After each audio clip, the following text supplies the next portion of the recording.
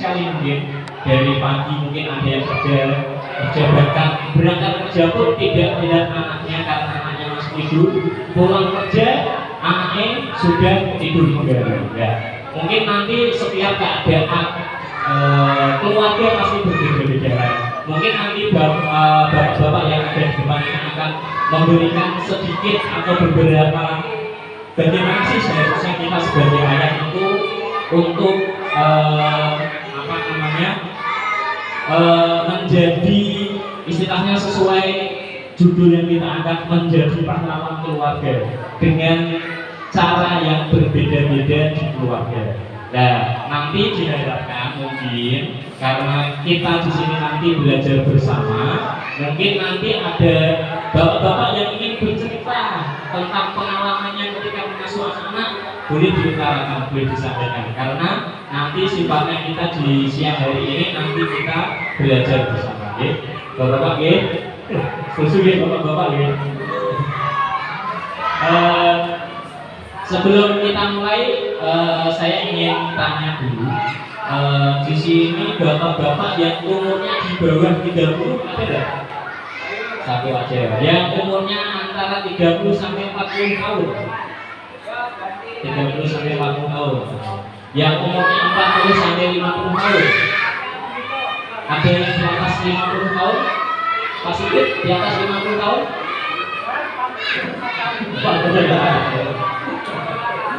Ya, karena di setiap jenjang umur pasti nanti akan pengalamannya akan berbeda. Kalau yang di depan ini di bawah 30 tahun, Pak.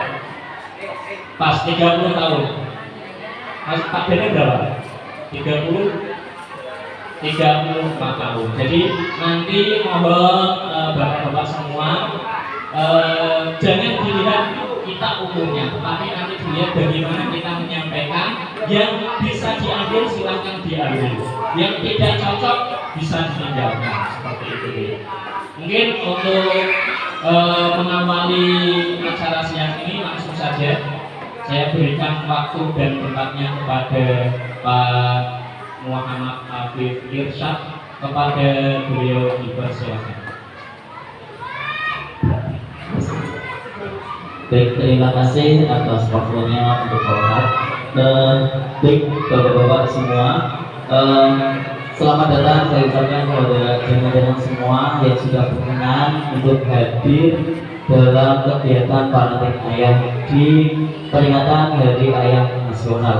Di mana Hari Ayah Nasional itu yang sudah diberitakan sama Bu Ani tadi, bahwasanya tanggal 12 November itu adalah Hari Ayah Nasional. Jadi kita sebagai ayah itu tak perlu iri dengan ibu-ibu, karena ibu kan sudah ada dari ibu juga. Ternyata di kancah negara kita, di kancah nasional, kita juga diberikan peringatan sebagai momentum untuk jasa-jasa dari seorang ayah, di mana bertepatan di tanggal 12 November.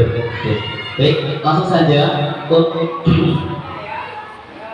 tadi yang sudah disampaikan sama Bu Ani, bahwasanya parenting itu adalah pembinaan, ya, parenting itu pembinaan tentang orang tua.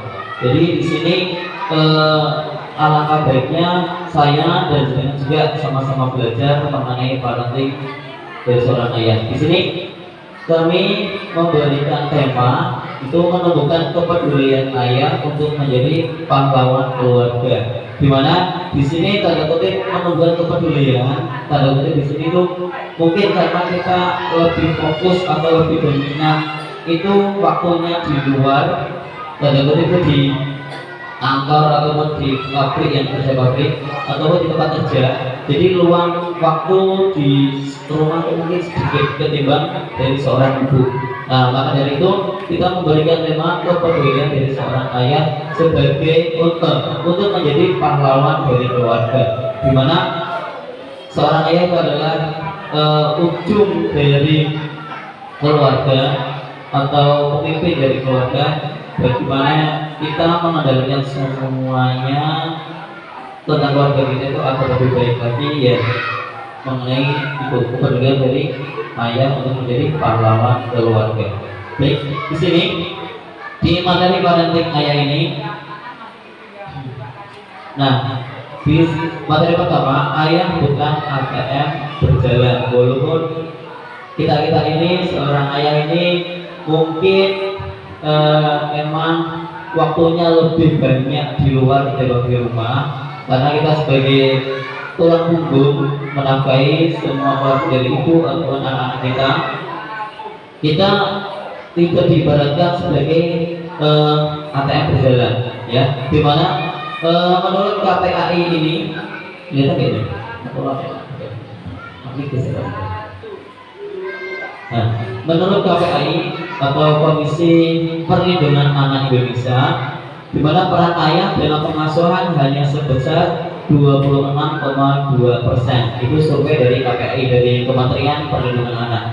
Di mana minimnya waktu orang tua berkomunikasi dengan anak berpotensi pada hilangnya keakraban, kehangatan, dan keharmonisan hubungan antara orang tua dan anak dalam berkeluarga. Saya mau menanyakan terlebih dahulu, apakah benar Bapak kita waktunya lebih banyak di tempat kerja daripada di rumah? Terus, terus mungkin waktu kita sama anak itu sedikit, paling kita banyaknya hanya di weekend, hanya di hari Sabtu Minggu. Nah itu kan kalau nggak ada libur ya, begitu. Kita bisa memberikan waktu banyak kepada anak kita. Nah dari survei ini dari KPAI, kita walaupun hanya sedikit 26,2% saja ketimbang ibu dalam keakraban ataupun keharmonisan hubungan keluarga, di mana waktu yang minim sedikit ini kita coba maksimalkan di waktu weekend, gitu.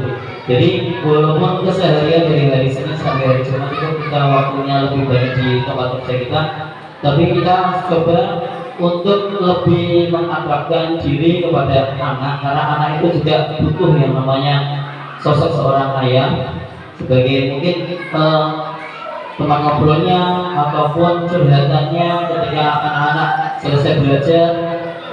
Coba untuk ditanyakan kepada anak-anak, tadi belajar apa, tadi dapat nilai berapa, tadi pembelajarannya apa. Nah itu sekedar sedikit itu mungkin dari anak itu ada rasa, oh ternyata ayahku memperdulikan aku dalam belajarnya. Nah kayak gitu. Selain dalam pendidikan, walaupun nanti kita waktunya cuma sedikit, tapi alangkah baiknya di waktu weekend bisa dimaksimalkan untuk keluarga, terkhusus untuk anak yang tentunya kita jarang bertemu dengan anak kita. Seperti yang disampaikan sama Pak Ahmad tadi, mungkin kita berangkat, nah udah masih tidur, sampai kita pulang anak sudah terlelap lagi, gitu. Jadi waktunya kita sama anak untuk menjalin komunikasi itu sedikit. Nah, di sini siapa yang paling berperan? Apakah ayah atau ibu? Menurut jenengan semua bagaimana Bapak? Perannya lebih dominan ayah atau ibu? Karena kita ayah pasti ayah yang berperannya. Gitu. Oke. Karena ayah pasti di sini kita menjunjung tinggi martabat seorang ayah. Jadi ayah yang paling tinggi ya Pak ya? Ya, paling tinggi. Nah ini. Ternyata siapa yang paling berperan di dalam keluarga ini? Ayah itu berapa porsi untuk anak? Ibu itu berapa porsi untuk anak? Nah ternyata dalam pengasuhan dalam berkeluarga, ayah dan ibu itu dan anak yang wajib diberi oleh kedua orang tuanya, ya, dalam pengasuhan. Jadi hal ini mengingatkan bahwa anak lahir ke dunia tidak dapat memilih siapa orang tuanya, sehingga peran ayah dan ibu adalah sama dan setara. Masing-masing harus mampu memberikan porsi pengasuhan kepada anak. Jadi tadi yang sudah disampaikan Pak Ahmad, karena kita berhubung di forum ini ayah semua menjunjung tinggi martabat ayah, maka tetapi dalam teorinya ini kita itu sama. Kita sama dalam mengasuh pola asuh untuk anak-anak kita sendiri. Baik itu ayah atau ibu sama. Karena apa? Karena anak itu hasil dari kita atau tanggung jawab dari kita sebagai ayah dan ibu. Itu adalah titipan dari Tuhan yang harus kita rawat dan juga beri eh, fasilitas baik itu pendidikan dan juga keterampilan, ya seperti itu. Jadi di sini tidak ada porsi yang lebih banyak ataupun porsi yang lebih sedikit dalam pengasuhannya. Kita tujuannya disamakan, bagaimana kita sama, notabene sama, ya dalam pengasuhannya. Walaupun tadi di KPAP untuk mengenai waktu mungkin kita lebih sedikit dalam bercengkrama atau berkomunikasi dengan anak, akan tetapi dalam pengasuhan kita sama ibu itu sama. Betul ya? Nah di sini apa peran dan keterlibatan ayah dalam pengasuhan? Di sini peran keterlibatan ayah dalam pengasuhan itu untuk membantu peran dari ibu dalam penerapan pengasuhan anak, sehingga anak tidak hanya mendapatkan sentuhan kasih sayang dari seorang ibu, akan tetapi juga mendapatkan pemantik semangat dari sang ayah. Jadi bapak-bapak semua, tadi kita sudah melihat porsi asuh itu antara ibu sama ayah itu kita samakan, mindsetnya kita samakan. Nah terus perannya dalam keterlibatan seorang ayah dalam pengasuhan ini sebagai apa? Sebagai fasilitator atau membantu dari seorang ibu, yaitu membantu istri-istri jenengan semua dalam penerapan pengasuhan anak, sehingga anak itu hanya tidak mendapatkan kasih sayang. Kalau ibu kan dominan memang kasih sayang, rasa cinta. Nah, akan tetapi support ataupun pemantik dari semangat dalam hidup, semangat dalam belajar itu dari seorang ayah. Jadi saling bekerja sama antara ayah dan ibu dalam menunjang kenaikan diri dari seorang anak. Lanjut Pak. Oke, selanjutnya ayah di sini dikategorikan sebagai sosok pelindung. Ya, sosok pelindung itu bagaimana? Di sini kan biasanya mungkin ayah itu lebih dominan, yang punya tenaga besar, yang lebih kuat dalam segala hal, kayak gitu. Nah, di sini mungkin kelihatan kalau sosok yang kuat, sosok yang benar-benar besar itu adalah sosok yang sebagai pelindung. Karena dominan ibu itu kan makhluk yang lemah, gitu, lemah dan juga lembut mungkin. Nah, itu kalau ayah kan yang tegar dan juga besar dan juga mempunyai tenaga yang kuat. Nah, di sini ayah sebagai sosok pelindung. Sosok ayah secara alami adalah sosok yang dipandang sebagai sosok maskulin atau yang kelihatan maco, kayak gitu. Nah, dimana harapan dari sosok ayah adalah kekuatan dan perlindungan. Nah, dari rasa atau jiwa maskulinnya seorang ayah itulah dikategorikan sebagai sosok pelindung, yang mana ada banyak kekuatan untuk membina ataupun mengontrol dalam keluarga, seperti itu. Lanjut Pak.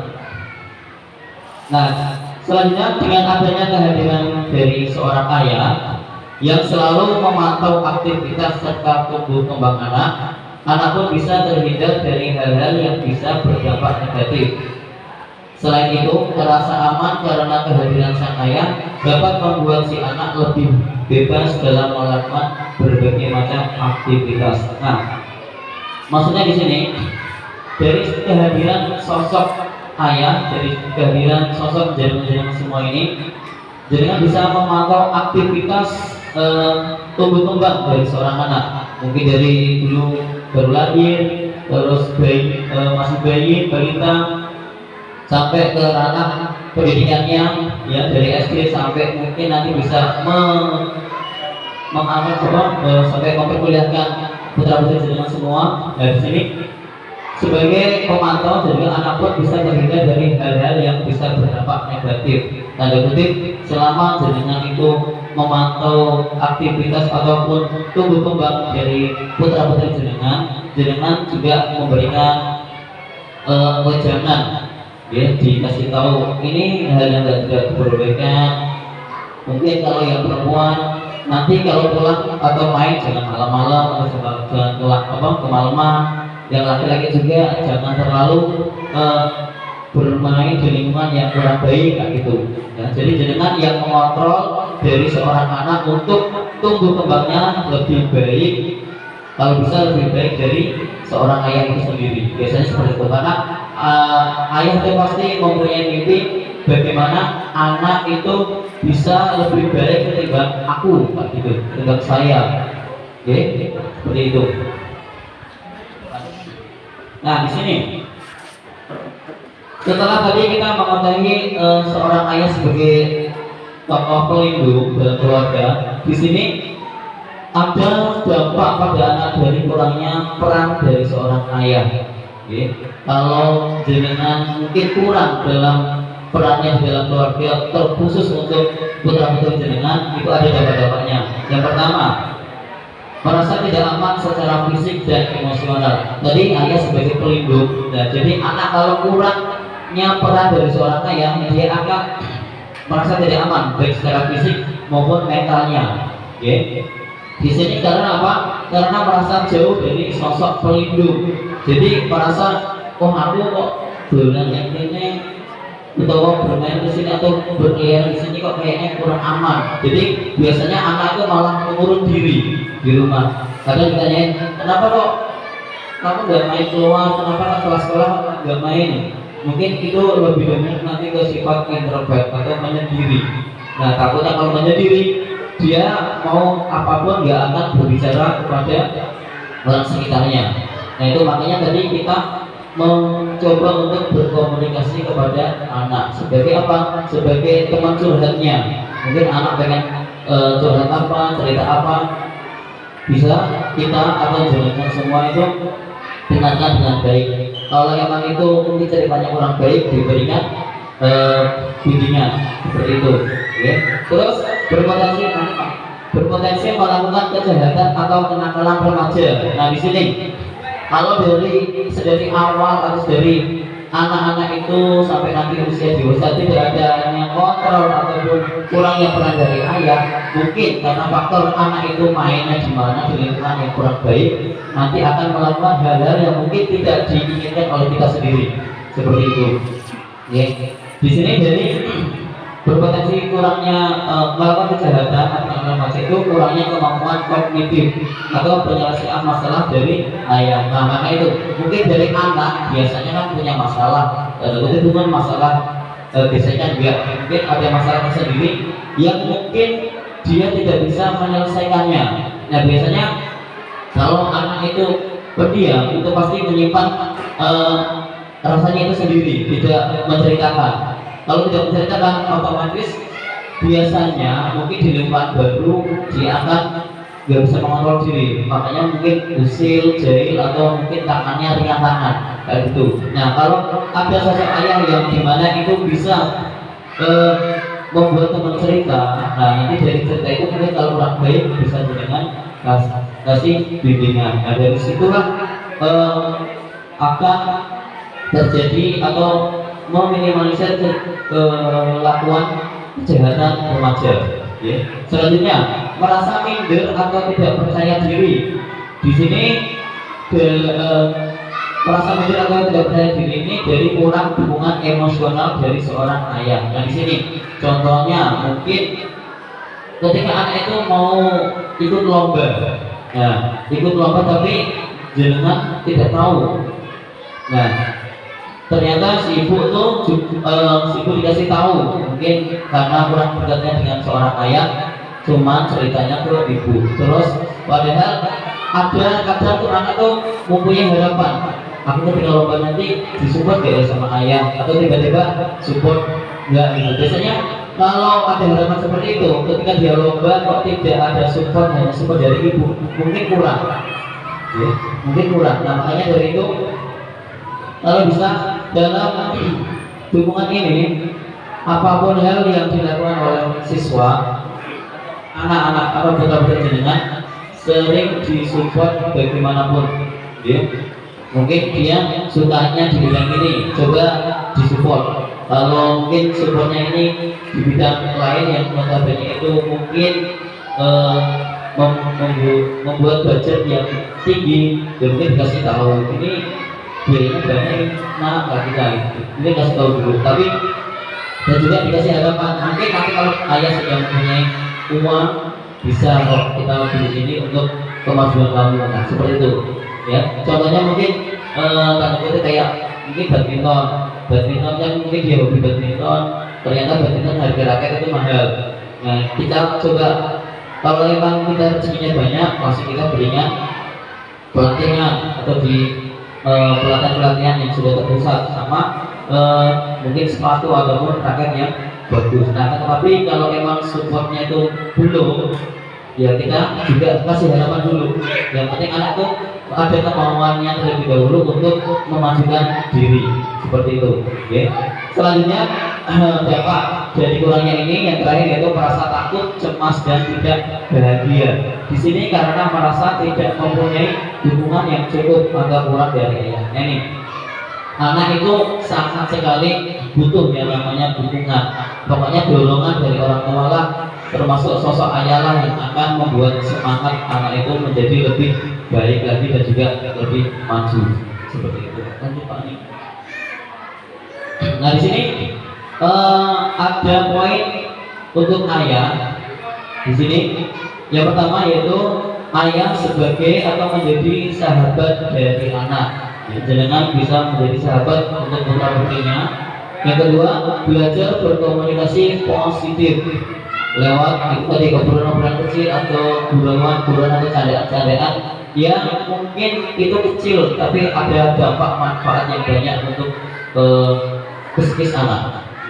Selanjutnya menjadi pendengar yang baik. Nah ketika anak curhat, walaupun itu tuh jenengan capeknya minta ampun ketika selesai kerja, coba didengarkan, barangkali jenengan bisa terhibur dari ceritanya anak tersebut. Nah, kalau gitu kan mungkin dongeng, itu sebuah dongeng dari anak, tapi anak itu pasti responnya, wah ternyata didengarkan sama ayahku sampai ayah tertidur. Itu yang penting, pokoknya sedikit apapun cerita dari anak coba didengarkan dengan baik. Itu akan memberikan stimulus dan emosional anak lebih baik ke seorang sosok ayah. Selanjutnya mengelola dan kontrol emosi. Okay. Di sini pengelolaan itu selain pengelolaan mengenai finansial atau keuangan keluarga, pengelola itu juga mengelola emosional diri terhadap lingkungan keluarga. Okay. Mungkin emosional terhadap ibu, terhadap juga putra putri jenengan. Dan juga seringlah kontrol emosi. Jangan untuk sedikit naik pitam, sedikit langsung marah, jangan. Ya itu nanti membuat diri kita lebih menjadi orang yang temperamen. Senggol dikit langsung memanas, senggol dikit langsung memanas. Kalau bisa coba kontrol diri, jangan terkhusus lebih utama itu jangan sering untuk main tangan atau ringan tangan kepada seorang anak. Karena anak itu walaupun dikasari dengan tangan seperti itu, nanti dia akan terkena. Pak ayahku nak, oh ini ya keras banget ternyata ya, tapi sampai ringan tangan kayak gitu. Biasanya berpikirnya seperti itu. Ya, kalau bisa lebih mengelola dan kontrol emosi, baik itu emosi lisan, verbal ataupun emosi fisik. Ya. Selanjutnya bangun kelekatan dengan keluarga. Nah di sini kita bisa merekatkan lebih dalam keluarga kita. Selanjutnya untuk ayah ini dukung dan kembangkan potensi anak. Tadi yang sudah saya sampaikan, dukung terus apa yang menjadi potensi dari anak. Jangan malah bikin semangatnya turun. Ketika lagi semangatnya, jangan malah muncul naik apa itu malah membuat anak dia kayak langsung frustasi. Terus untuk ayah yang terakhir yaitu belajar tentang pengasuhan dan pencegahan kekerasan. Nah, seperti yang jenengan datang pada hari ini itu termasuk kita pembelajaran tentang pengasuhan diri seorang ayah pada putra putri dengan semua. Di sini ada selanjutnya ada prioritas ayah itu saya bagi menjadi 3. Yang pertama itu sering ajak anak bercerita tentang kehidupan anak. Ya, tadi selain untuk teman ngobrol atau sahabat berkomunikasi, di sini juga sering-sering ajak anak untuk bercerita. Tadi stimulusnya apa? Ya itu tadi memberikan pertanyaan. Tadi di sekolah bagaimana? Tadi main sama siapa? Ada pembelajaran apa yang kalian dapatkan di sekolah ataupun di lingkungan sekitar seperti itu. Prioritas untuk ayah yang kedua yaitu perbanyak aktivitas fisik bersama anak. Nah ini seperti yang sudah saya sampaikan, walaupun waktu kita itu cuma sebentar dalam tiap minggunya ini, kalau bisa mungkin di waktu weekend itu diajak bersama, dalam tanda kutip ini perbanyak aktivitas fisik, dan itu mungkin diajak bermain apa, terus diajak ke taman mana gitu, atau mengendari motoran, sekedar motoran kemana-mana itu termasuk kontak fisik ya. Kontak itu bagus untuk kedekatan emosional seorang ayah ke anak. Prioritas yang paling kedua yaitu buat jadwal kegiatan bersama anak. Nah ini biasa nih, kami sama jadwal ini piknik tanggal ini. Nah itu kalau bisa mungkin 5 bulan sekali atau setahun sekali dibuat jadwal untuk yuk jalan-jalan kemana kayak gitu. Itu sebagai mungkin hal kecil yang mungkin jarang dilakukan, tapi sekalinya melakukan itu bagus untuk perkembangan anak. Ya contohnya tadi mungkin setahun sekali yuk kita piknik kemana gitu. Walaupun memang jarang piknik, ketika piknik sekali satu keluarga itu akan membuat rasa senang anak terhadap orang tua. Ternyata orang tua itu peduli, ayahku ternyata peduli gitu. Nah di sini untuk yang terakhir, di situ anak tidak hanya butuh materi dari ayah, tapi itu jenengan yang nyamoni kan duitnya jajan gitu kan, bukan hanya itu aja, namun dia juga membutuhkan kasih sayang dan juga support emosional dari seorang ayah. Oke? Jadi tidak hanya jenengan tuh memberikan uang jajan yang materi jajan bisa buat sapu, tapi kedekatan emosional dari jenengan semua itu hal yang baik dan besar untuk berkembang dari seorang anak. Oke, mungkin itu saja yang bisa saya sampaikan mengenai parenting ayah, dimana yang terkhusus dan utama itu adanya jenengan sering-sering untuk komunikasi dan juga kontak fisik, bukan main fisik ya, tapi kontak fisik. Kalau main fisik mungkin lebih ke kekerasan, kalau kontak fisik kita lebih pendekatan secara fisik, baik itu ya mungkin dengan tangan ataupun mengelus pundaknya atau tempel ataupun salaman. Nah, itu termasuk kontak fisik yang baik, dan juga sering untuk menjadi teman ataupun tempat untuk bercerita dari seorang anak. Itu akan membuat kedekatan emosional dari seorang anak terhadap seorang sosok ayah. Mungkin itu saja yang bisa saya sampaikan.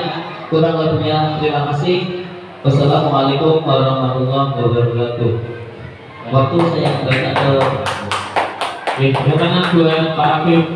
Terima kasih ya Pak Afif telah banyak memberikan tentang bagaimana sih peran ayah ini. Nah, bapak-bapak semua tadi sudah disampaikan oleh Pak Afif bagaimana panjang lebar ini. Nanti untuk materi selanjutnya itu tidak sepanjang yang disampaikan Pak Afif. Kita hanya mencoba mungkin mencontohkan ya Pak Bini ya, mencontohkan kasus real. Kalau kita ada di lingkungan Bonarjo ini bagaimana sih? Nah sebelum itu akan disampaikan beberapa seharusnya kewajiban orang tua kepada ya Pak. Untuk selanjutnya bisa ke Pak Nik, waktu dan tempat saya persilakan.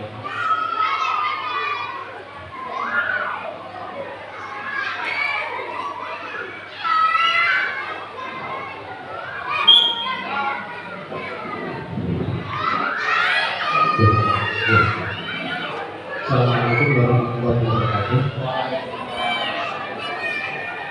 Melanjutkan dari yang sudah dijelaskan sama Pak Afif dan lebih menekankan, tadi juga sudah disebutkan sama Pak Auha bahwa mungkin bapak-bapak di sini lebih berpengalaman, sudah langsung terjun bagaimana sih cara menghadapi seorang anak.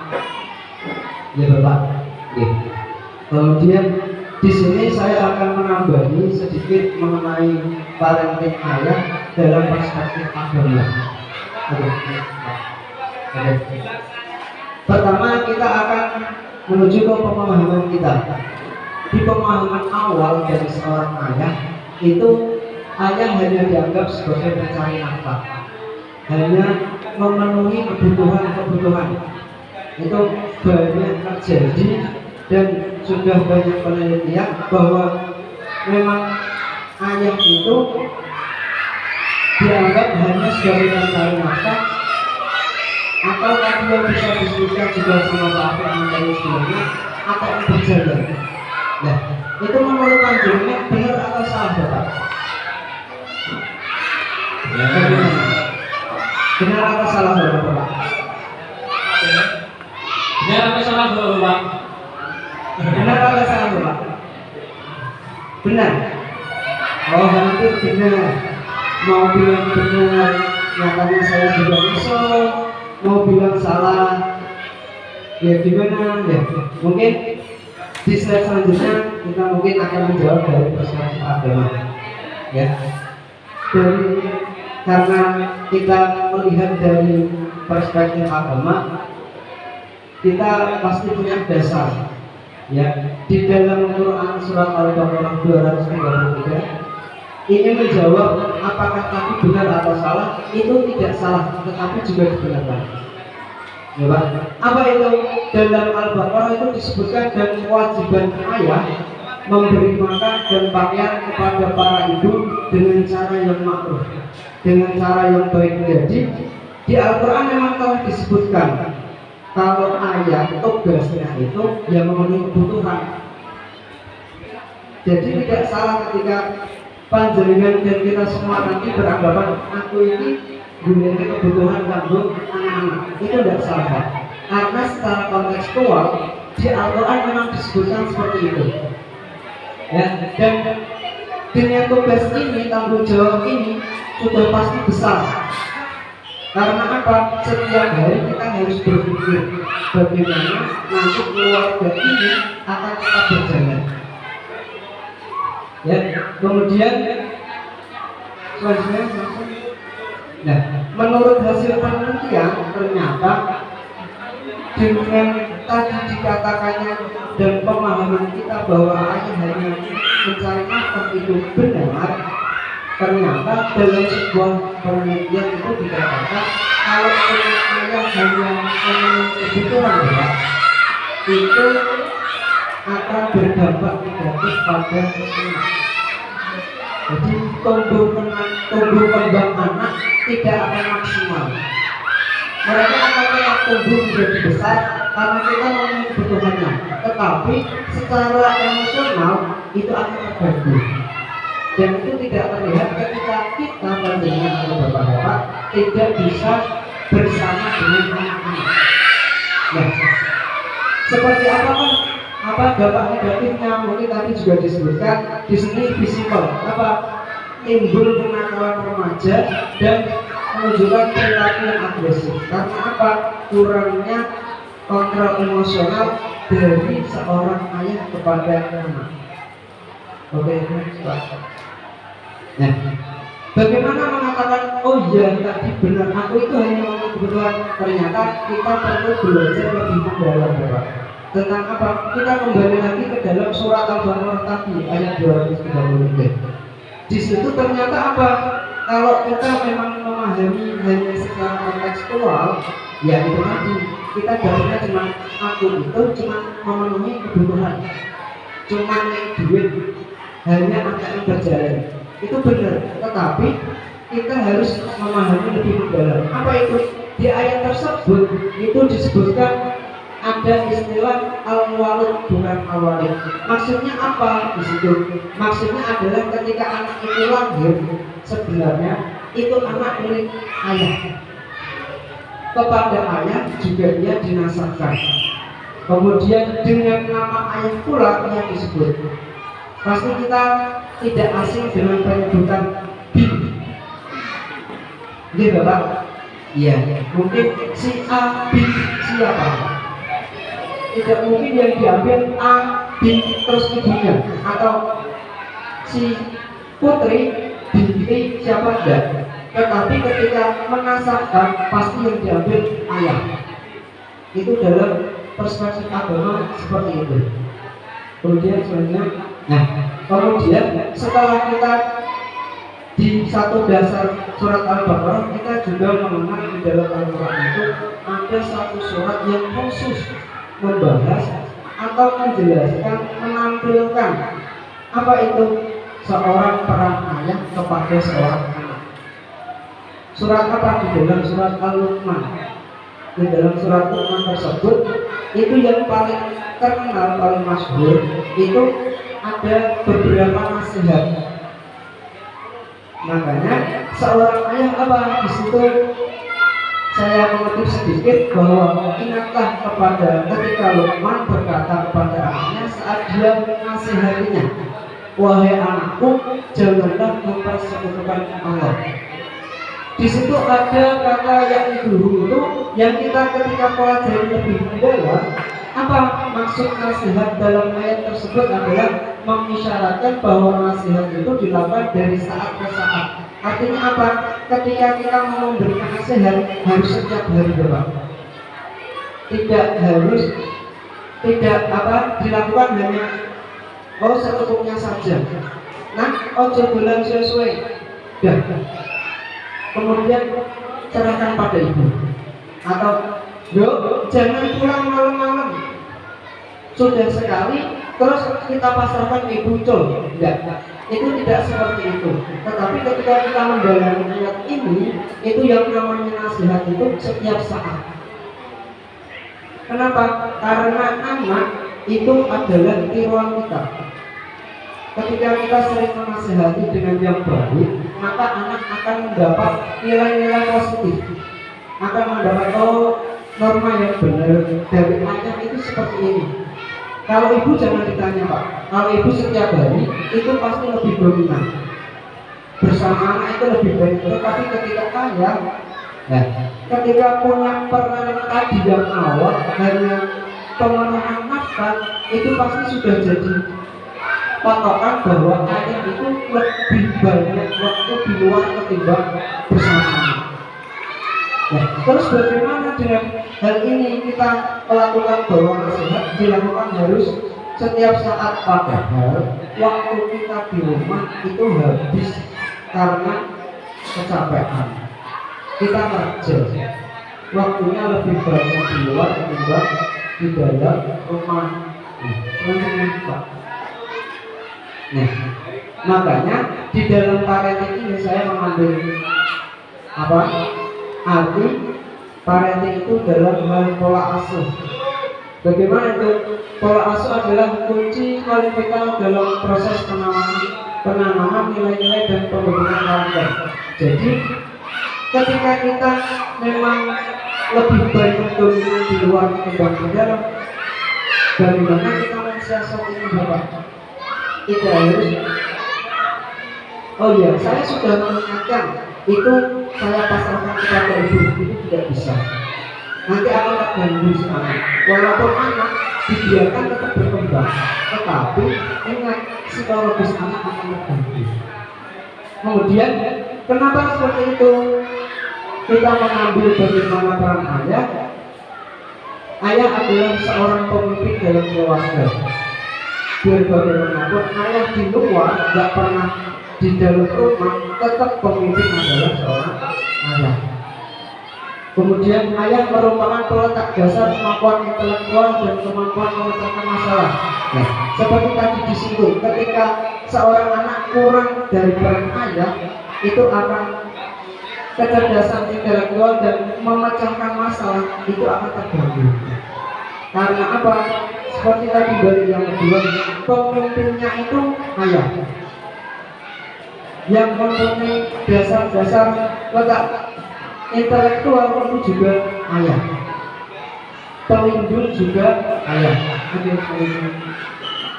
Kemudian bagaimana strateginya ketika kita banyak dominan di luar, tetapi harus menasihati dalam artian sepanjang hari. Ini ada tiga. Yang pertama dari aspek frekuensi. Kita banyak bekerja di luar, sudah pasti frekuensi bertemunya berkurang.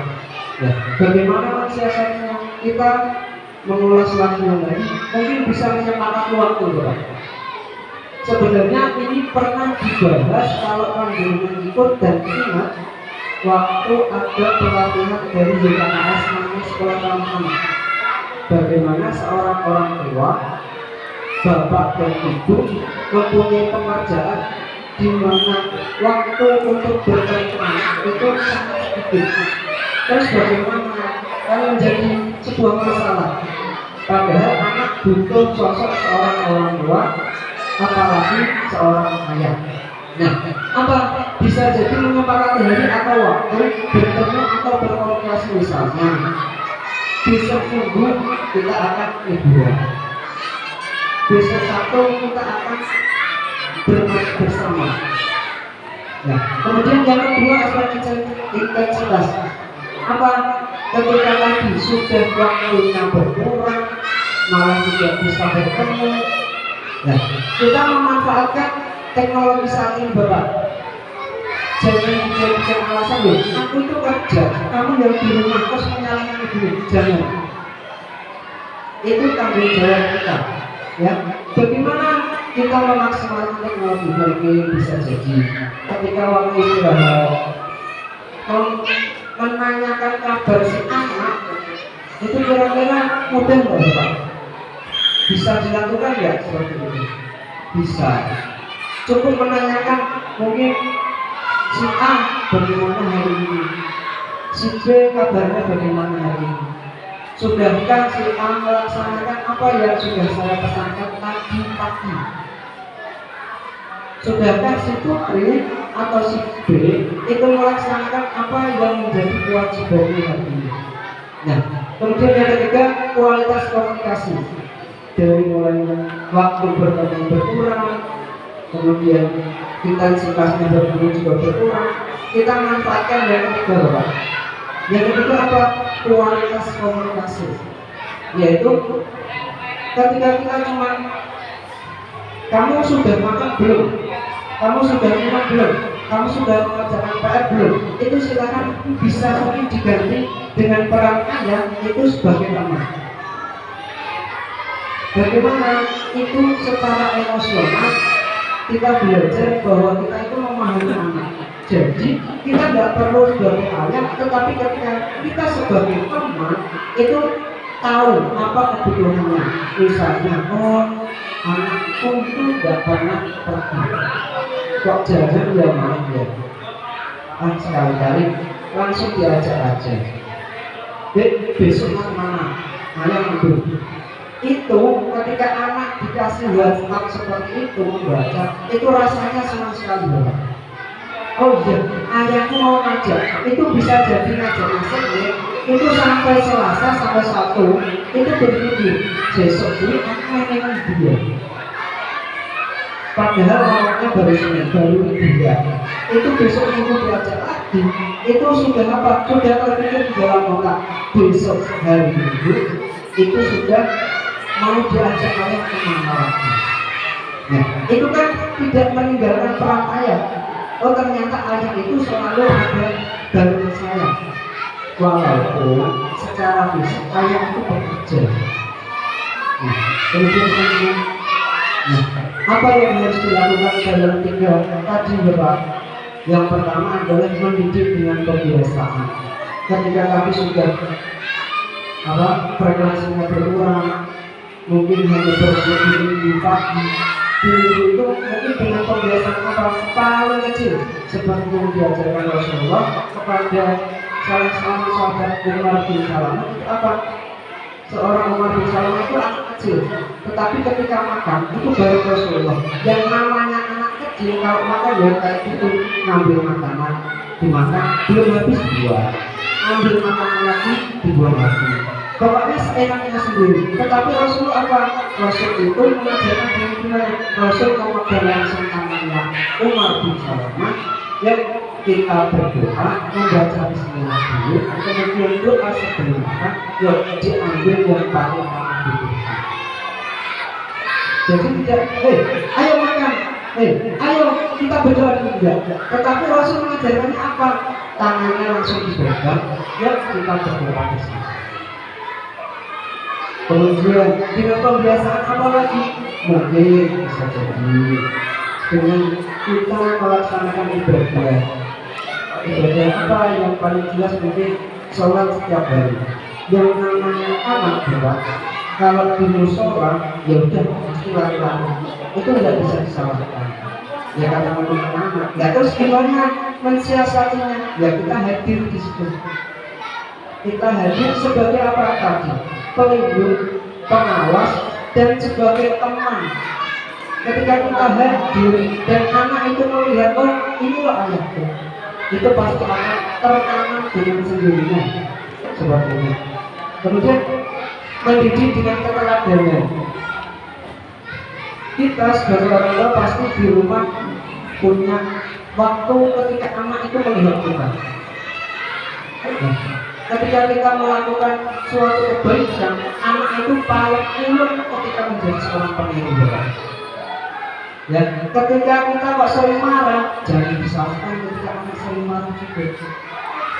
Ketika anak kok mungkin sering melakukan kesalahan, terus kita tidak menegur, tidak memberitahu yang baik, anak pun akan mempunyai masalah emosional di situ. Kemudian selanjutnya mendidik dengan motivasi, yang dapat memberi nasihat, yang kelima mengawasi anak dari pergaulan dulu. Saya kira teman-teman sudah paham dengan yang seperti mendidik ini. Ya, kemudian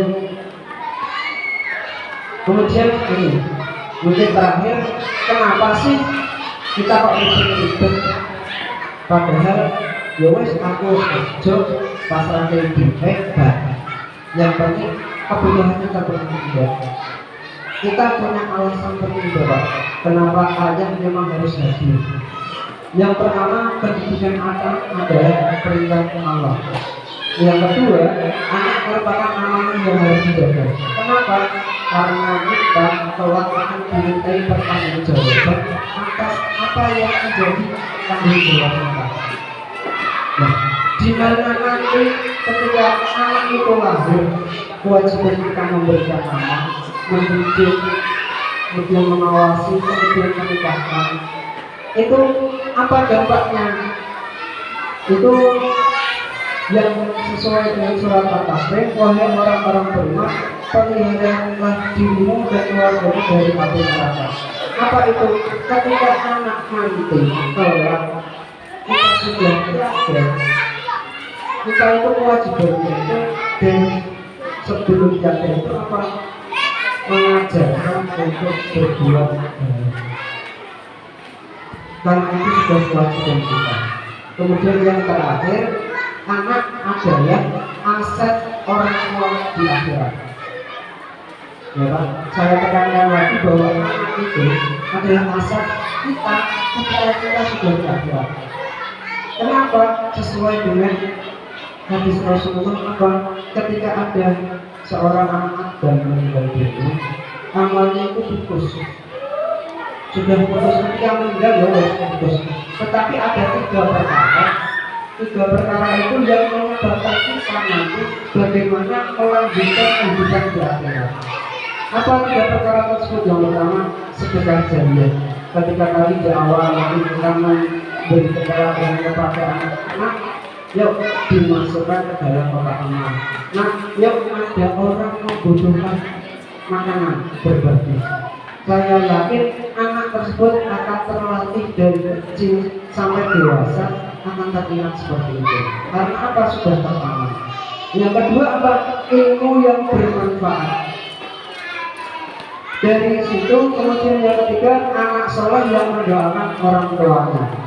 Nah, tiga hal ini itu merupakan aset yang harus kita jaga pada diri anak. Karena kalau kita sudah tiada, siapa lagi yang meneruskan perjuangan kita kalau tidak anak kita sendiri. Cukup dari saya. Sekian. Assalamualaikum warahmatullahi wabarakatuh. Jadi Bapak masih semangat ya. Ini nanti kita mungkin akan sekedar istilahnya kita bisa diskusi terkait bagaimana sih parenting tadi. Untuk sebelum Pak Beni nanti berbicara, mungkin akan saya mancing sebentar, Bapak-bapak. Kemarin itu saya menanya salah satu murid saya, jadi di SD sini ya, itu di kelas 5 dan kelas 6. Ternyata banyak anak laki-laki yang sudah menonton video apa tadi, video bukan seperti itu. Dan mungkin di sini nanti kita akan sedikit banyak berbicara bagaimana sih kasus-kasus yang ada di sekitar anak-anak ini, tetapi kita sebagai orang tua itu ternyata tidak mengetahui itu. Jadi Pak Bini ya, iya. Assalamualaikum warahmatullahi wabarakatuh. Waalaikumsalam warahmatullahi wabarakatuh semuanya. Mungkin kalau saya bicara ini nggak seperti Pak Amin atau Pak Abdul yang panjang lebar. Bapak sudah ngantuk ya, sudah melihat jam, sudah selamat. Hanya sedikit yang ingin saya katakan, saya ingin sharing masalah apa sih yang kami alami di sekolah. Karena apa namanya, apa yang kita lakukan di rumah itu akan berpengaruh sekali di sekolah. Dan pihak sekolah dalam kita mendidik anak bersama itu tidak bisa hanya sekolah, diserahkan di sekolah saja. Wis makan sekolah, aku pulang, besok naik kelas, terus lulus selesai. Ternyata tidak seperti itu, Bapak. Ternyata yang saya alami sendiri di murid saya sendiri. Kenapa di kelas ada satu anak itu selalu cari masalah. Misalkan dalam pembelajaran tiba-tiba anak dipukul, temannya dipukul, ditendang dan lain sebagainya. Ternyata setelah saya tanya, setelah saya analisa, setelah saya wawancara, itu di rumah tidak diperhatikan orang tuanya. Mungkin ini klasik, tapi ternyata terjadi. Anak itu tidak pernah beri apa namanya kasih sayang contohnya lah, hanya dikasih uang, makan kartu, makan dia kartu. Tidak ada sama sekali komunikasi dengan saya sebagai gurunya. Seperti wis kakak isamu, anak itu makan sampai dengan tugas tidak pernah mau buat. Nah ditakoni lupa Pak, nanti Pak. Itu yang terjadi. Ternyata itu masih ada kasus yang lebih parah lagi. Semisal kemarin saya menemukan anak itu sudah ketika dikasih uang habis, kasih uang habis. Tapi kalau ditanya ada iuran dari Pak Beni, adalah saya sama sekali nggak pernah kasih iuran. Kenapa? Ternyata uangnya diberikan untuk top up game dan sampai nominalnya itu 2 juta. Dari kok sampai banyak sekali karena minta dari ayahnya, dari ibunya, dari uang lebaran, pinjam temannya. Sampai saya itu kok sebanyak itu habisnya. Ternyata dia pinjam, orang tuanya nggak tahu, uangnya habis untuk game. Karena alat ini itu sangat berbahaya sekali Pak. Alat ini itu berbahaya sekali untuk anak. Ketika kita biarkan anak memegang alat ini sendiri, maka semua bisa terjadi. Kalau kita awasi akan menambah wawasan anak, tapi kalau kita biarkan akan melukai anak itu sendiri, bukan melukai secara fisik tapi secara mental. Ya, semua sumber dari sini. Kekerasan bisa dicontoh dari sini. Asusila yang Pak Aulan sharingkan tadi itu dia juga dari sini. Jadi ketidakpedulian kita sama anak. Yang penting anaknya orang rame di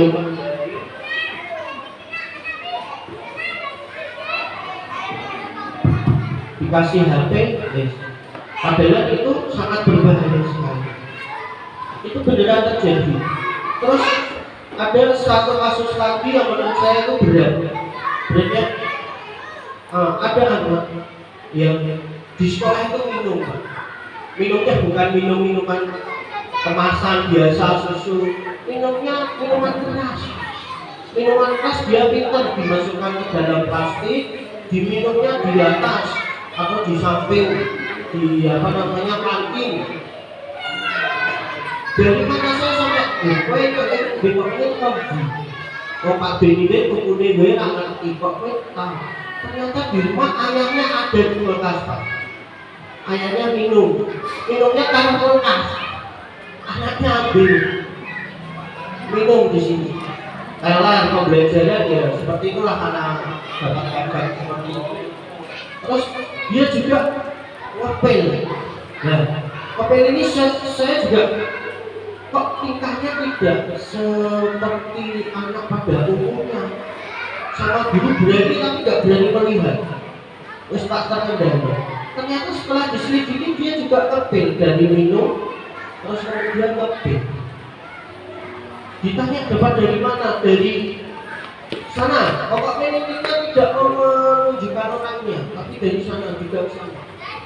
Itu terjadi.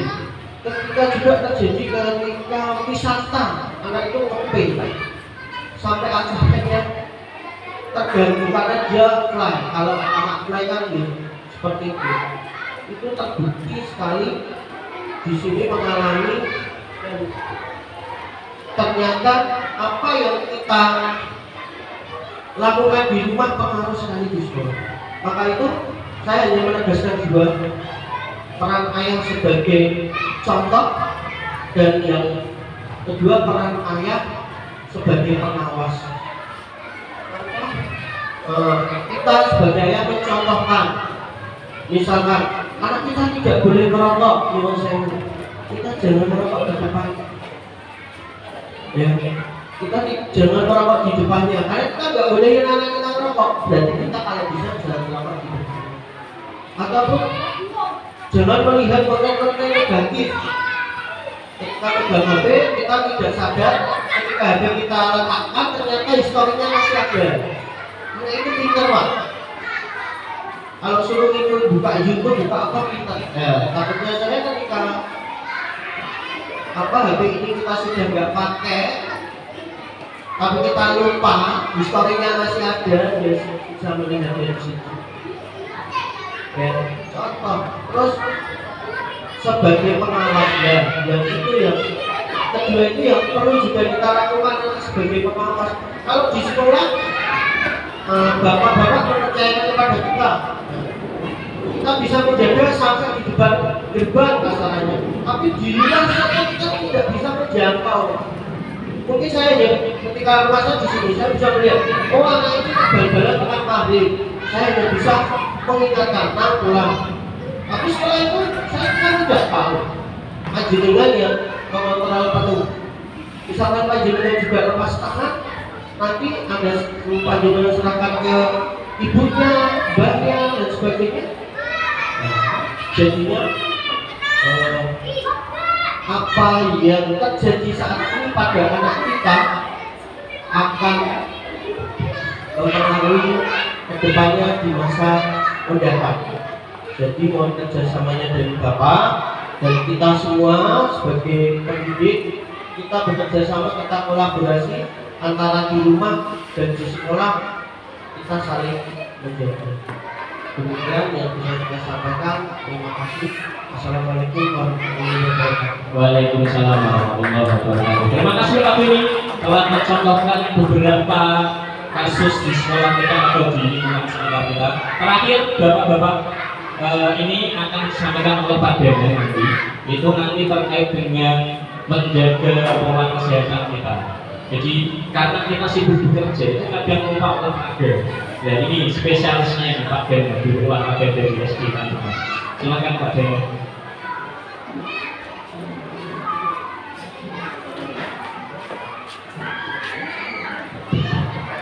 Terima kasih Pak Ahmad atas waktunya. Assalamualaikum warahmatullahi wabarakatuh. Mungkin Bapak sudah agak dulu ya Pak ya, mendengarkan aku dari awal sampai ini mungkin saya sesi terakhir. Saya sih tentang kesehatan. Pak,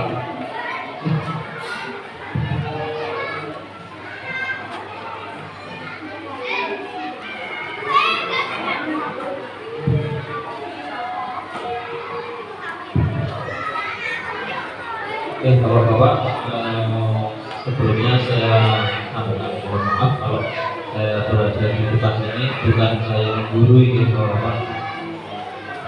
Saya menyampaikan atau intinya berbagi tips untuk yang saya sampaikan pola hidup sehat. Nama saya itu masih Darwan Perdana. Saya ada di SD Bukan Demas di bidang guru BCOK. Jadi saya guru olahraga. Sebenarnya juga saya ada kelas itu kelas 1, tapi ada teman saya guru satunya mengajar.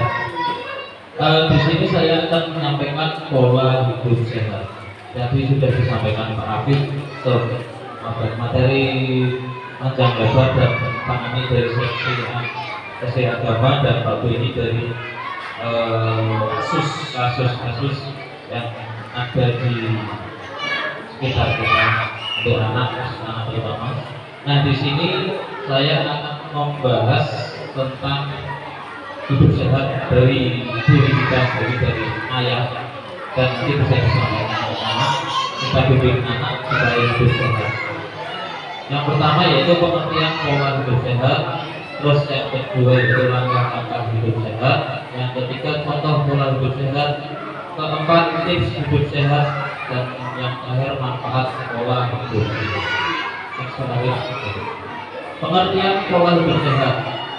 Pola hidup sehat adalah gaya hidup yang memperhatikan segala aspek kondisi kesehatan, mulai dari aspek makanan, minuman, nutrisi yang dikonsumsi dari perilaku kita sehari-hari serta rutinitas berolahraga.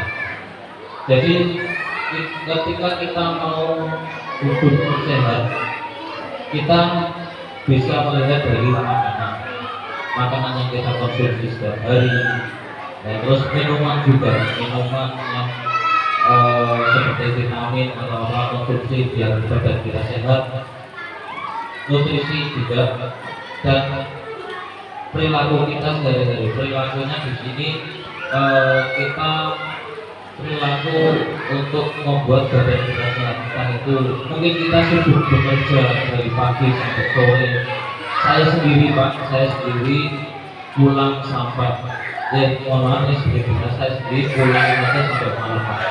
Dari sini saya bekerja di SD sekolah. Setelah dari sini saya tidak pulang Pak. Saya juga saya pelatih badminton. Jadi setelah pulang dari sini saya langsung ke gor di mana saya melatih badminton. Saya pulang sampai selesai sampai jam 8. Saya sampai rumah sekitar jam 9. Saya sendiri juga kurang waktunya dengan anak saya. Saya mempunyai 2 anak, yang pertama umur 5 tahun, yang kedua baru 5 bulan. Saya menyadari saya sendiri juga kurang waktunya dengan anak. Nah, saya memanfaatkan tersebut dari bisnis. Saya hari Sabtu mereka masih bekerja. Saya bekerjanya yaitu masih melatih juga. Dan dari bisnis itu saya gunakan waktu untuk full dengan anak di hari Minggu. Itu pun kalau tidak ada jadwal keluar kota mendampingi saya yang bermotor itu keluar kota ataupun acara dari dinas, itu saya gunakan full di rumah untuk dengan anak. Saya ajak keluar atau saya bermain di rumah atau bagaimana sebisa mungkin gunakan waktu untuk dengan saya berangkat mereka dari masih tidur ataupun tidak bangun. Kalau belum masih bisa ketemu sebelum berangkat. Saya pulang pun kadang masih belum tidur ataupun saya sudah tidur. Itu sehingga waktunya tersita. Saya sendiri mengajarkan juga habis di luar waktunya. Ya dengan cara komunikasi. Ya sebenarnya ketika saya tidak ada pekerjaan atau mengajar, saya juga istri atau tidak video call dengan anak itu. Jadi manfaatkan waktu untuk mendampingi anak supaya bertumbuh dengan baik. Tadi langkah-langkah hidup sehat. Yang pertama pola makan. Nah, kita juga harus teratur. Oke, dan pola makannya mungkin kita sehari makan 3 kali. Pagi sarapan, makan siang, sama makan malam. Apa namanya? Biasanya itu pola makan 3 kali sehari. Jadi ketika sebelum berangkat kerja, saya pun juga bersama anak sudah bangun, usahakan sarapan pagi. Ya walaupun misalkan ya tidak tiap hari mesti anak kok kita berangkat ke anak belum bangun, bisa menyampaikan ke ibu untuk pola makan anak itu juga diatur sama dengan kita. Misalkan kita sudah makan 3 kali, maka anaknya tidak sampai keadaan ya gimana gitu ya. Untuk yang kedua, olahraga. Nah, olahraga ini kita juga seharian bekerja sampai sehari pulang sampai rumah dengan membawa badan jagat kebelakang. Nah, untuk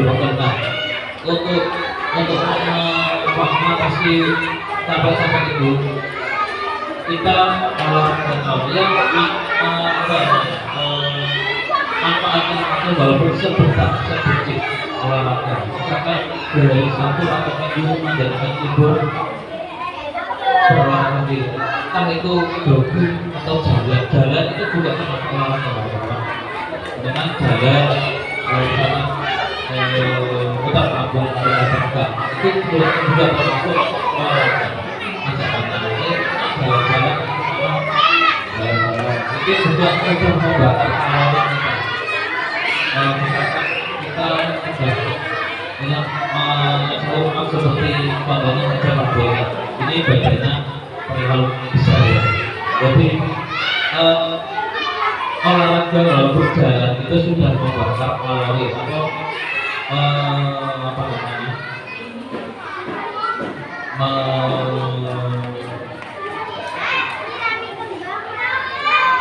berat badannya bisa turun, karena tidak terlalu yang berat banget. Nah, dengan olahraga itu walaupun kita 1 minggu atau 5 hari kerja itu badan akan terasa tidak berbahaya atau bagaimana. Jadi diimbangi ketika kita kerja capek dari pagi sampai sore, gunakan waktu di hari weekend itu untuk berolahraga. Jadi badan seimbang, tidak capek terus begitu. Nah, ya misalkan capek bisa kalau ketukan urut itu untuk mengembalikan otot-otot yang kencang gitu ya, yang kaku setelah sampai seharian kerja. Setelah kalau sudah dan diimbangi dengan olahraga yang teratur. Jadi setiap hari minggu. Kalau saya sih mungkin tiap hari olahraga ya Pak. Saya karena tiap hari juga tiap hari juga olahraga juga. Dan di sini saya juga berkecimpung dengan olahraga. Jadi mungkin saya temanya berat juga gitu. Terus kemudian istirahat yang cukup. Nah, istirahat tidur dengan teratur. Ketika sehari kerja coba terus pulang kerja masih bermain dengan anak, nah setelah itu kok tidak tetangga, ayo Pak nongkrong Pak, mobil Pak gitu.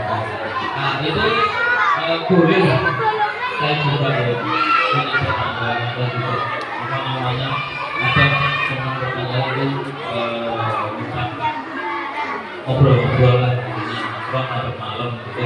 Jadi nggak setiap hari ada kok, nggak sering gitu. Jadi atur pola tidur menjadinya jadi tidak terlalu malam. Kalau malam sekali tidurnya sampai pagi ataupun sampai pagi, paginya untuk kerja pun badan terasa lesu, rasa lelah. Itu muncul diabetes. Ya memang tidak biasa kadang kita sehat. Tapi sebenarnya kondisi tubuh kita tidak istirahat dalam waktu malam itu badan Iya. itu berkurang. Loh, berarti dipikirin dulu. Oh, berarti mbak dimasukin dulu sama mbak yang pakai cadar. Itu baru dirasa dan mengingat dari kita sakit kalau demam atau demam itu pasti. Ya itu tadi sudah saya untuk yang keempat yaitu udara serta lingkungan yang bersih. Kita di rumah menjaga kebersihan lingkungan untuk rumah kita biar kita nyaman, kebersihan lingkungan juga. Jadi ketika rumah kita bersih, nyaman, hidup pasti sehat. Berbeda. Pasti sehat. Kalau misalkan di rumah depan teras atau di depan halaman kalau ada sampah atau namanya robot liar atau gimana kalau misalkan ada itu bisa dibersihkan. Nah itu kalau rumah kita bersih, nyaman pasti pola hidup kita tidak bisa. Next, tadi mengatur jadwal harian mengatur jadwal harian sebaik mungkin. Jadi setiap hari kita semua teman-teman juga jadwal harian kita diatur sebaik mungkin dari pagi. Jadi apa namanya? Masalahnya dari kita buka makan sampai kita menjalankan apa lagi sampai malam. Buatlah jadwal untuk mengatur biar bisa apa namanya hidup sehat, menjaga pola makan tadi pola makan makan tidak sebanyak mungkin.